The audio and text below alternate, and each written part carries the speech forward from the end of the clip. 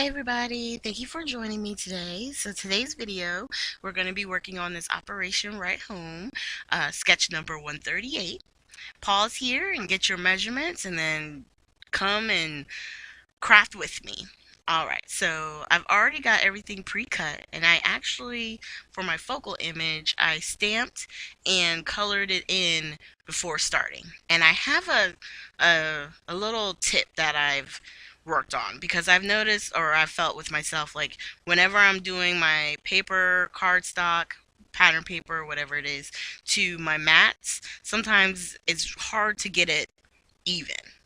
And my trick is I'll put the mat to my actual card front first and get it lined up. And sometimes, it takes some moving around, finagling, but it's usually easier to line up the one page first. Okay. And then once I had that lined up, I grabbed the pattern paper, and then we're going to go ahead and attach it to the mat. And what I found is it's sometimes easier to line it up this way and get it nice and even where you have a nice border going around the edge. And I think it helps me while I'm recording, because sometimes it feels like it takes so much to get something even when you're doing the recorded videos.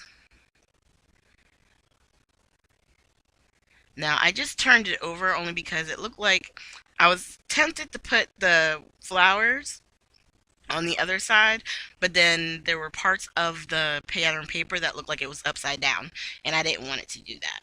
So this is the stamp set that I used from Altenew, and all I did was get some color pencils and color it in.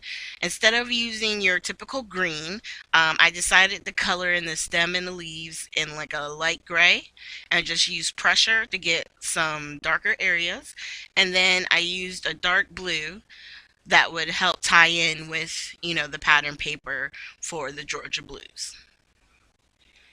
And then we're just going to get this attached.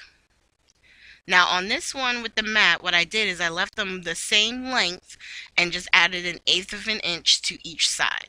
So that way there's just a little thin black border on the right and left side of our focal image. And we're going to go ahead, once I get it pretty even, I'm going to go ahead and use the ATG gun and get this attached to our pattern paper here, our base. And of course I ran out of tape. But there's not much left, so I'm just going to go ahead and finish this out with using the glue for the rest of the time here. Now in the sketch itself, the image that I just moved to the right some was probably a little bit more over to the left, but I really wanted to see the flower on that stripe. So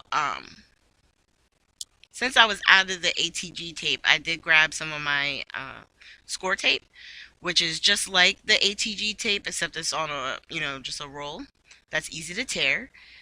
And so that's how I'm going to attach my sentiment. But what I like about doing it this way is that it shows you that these sketches are really versatile, because it's the same image. I just moved it over a little bit, and it just gives it a slightly different feel as far as the composition, just by moving it just a little bit. And you'll see here I'm going to attach the sentiment, and then what I decided to do was put a piece of foam tape on one end, the end that's going to be on our pattern paper, and then I'll just use some of the ATG tape, or the Be Creative tape, I think some people call it, the score tape, on the end that's going to be where it attaches to the white paper. I was about to grab my ATG gun. It's such a habit, and then I was like, oh no, it's empty.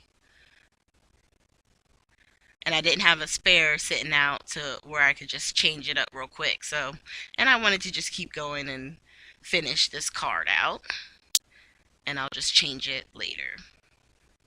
Now you can see here I'm struggling a little bit with the backing. You can use your like your scissors to pick it up. You can also use, like, if you have a pokey tool, anything that's sharp enough to get that backing to lift up, okay? You don't have to struggle as long as I did. But it also helps to rub it down when you're putting on score tape.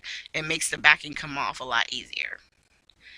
Now, for this card, I decided that I was going to use, I recently got the white Nuvo drops. This one is the Crystal Drops Simply White.